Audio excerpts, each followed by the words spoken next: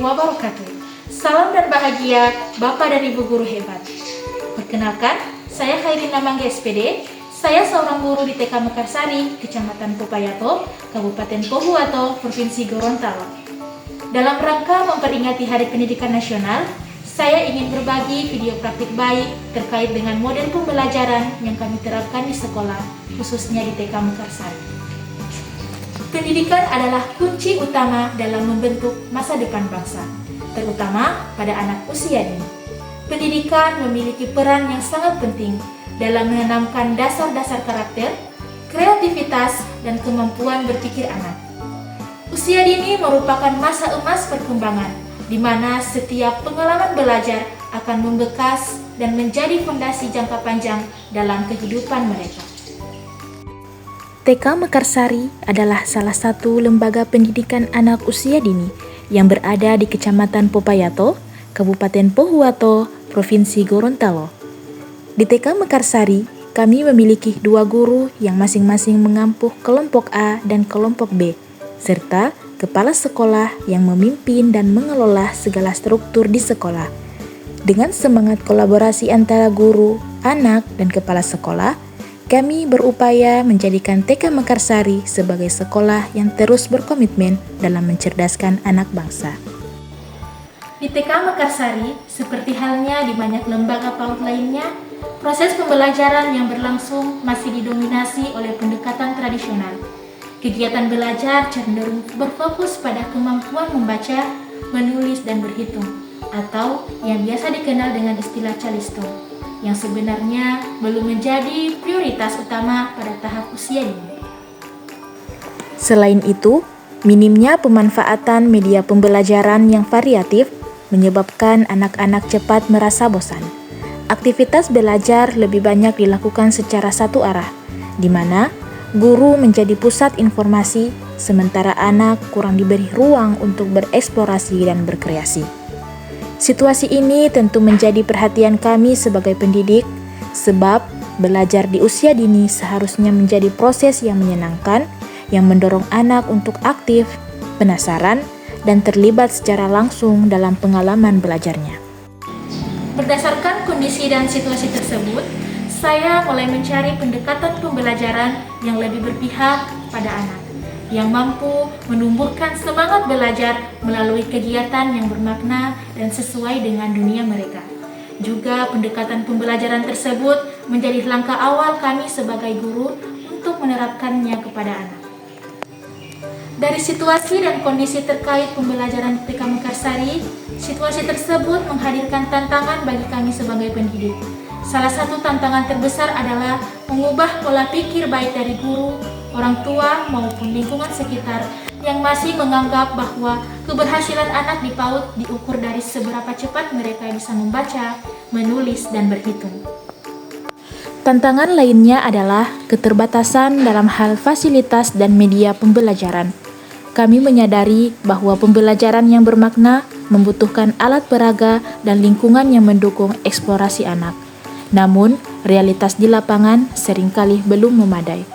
Selain itu, minimnya pelatihan atau pendampingan bagi guru dalam menerapkan pendekatan pembelajaran yang inovatif terkait dengan model pembelajaran di sekolah. Namun kami percaya bahwa setiap tantangan adalah peluang untuk tumbuh dan belajar dengan semangat berbagi praktik baik. Kami berupaya melakukan perubahan secara perlahan, dimulai dari hal-hal kecil yang bisa kami lakukan di kelas bersama anak-anak.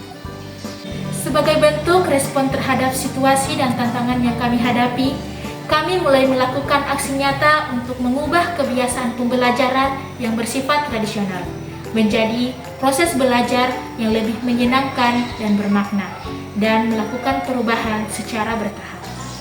Langkah awal yang kami tempuh, kami mengenalkan salah satu model pembelajaran yang sederhana, yaitu model pembelajaran Reggio Emilia, di mana model pembelajaran ini dapat membantu kami sebagai guru dalam menciptakan pembelajaran yang menarik, bermakna, dan berpihak pada anak. Model pembelajaran Reggio Emilia berlandaskan pada prinsip bahwa setiap anak adalah individu yang kompeten, penasaran, dan mampu membangun pemahamannya sendiri melalui interaksi dengan lingkungan. Pendekatan ini menekankan pada pembelajaran yang berpusat pada anak, bukan pada guru atau materi semata. Tujuan utama dari pendekatan ini adalah menumbuhkan karakter anak yang kreatif, mandiri, dan memiliki rasa ingin tahu yang tinggi. Anak diberikan ruang untuk bereksplorasi, bertanya, mengekspresikan gagasan, serta membangun makna melalui pengalaman nyata di lingkungan sekitarnya. Dalam praktiknya, kami mulai mengubah pola kegiatan belajar dengan menghadirkan media dan alat permainan yang beragam, seperti bahan alam, bahan bekas, dan alat eksplorasi sederhana yang merangsang imajinasi dan kreativitas anak. Kedua, mendesain ruang kelas yang fleksibel dan terbuka, agar anak bebas bergerak dan memilih kegiatan yang sesuai dengan minat mereka. Ketiga, memberi peran aktif kepada anak dalam merancang kegiatan, membuat proyek, dan menyelesaikan masalah secara kolaboratif. Terakhir, mendokumentasikan proses belajar anak, baik melalui foto, karya, maupun catatan perkembangan untuk menjadi bahan refleksi dan penghargaan terhadap proses dan bukan hanya hasilnya. Dari penerapan ini, kami mulai merasakan perubahan yang signifikan. Anak-anak terlihat lebih bahagia. Mereka tidak hanya belajar calistung secara mekanis, tetapi belajar berpikir, bekerja sama, dan mengekspresikan diri dengan lebih bebas. Melalui refleksi ini, kami sadar bahwa pendidikan anak usia dini harus kembali kepada hakikatnya, yaitu membangun masa depan anak dengan penuh cinta, rasa hormat, dan keyakinan akan potensi mereka. Menerapkan model pembelajaran Reggio Emilia menjadi langkah awal kami dalam mengenalkan model pembelajaran di sekolah.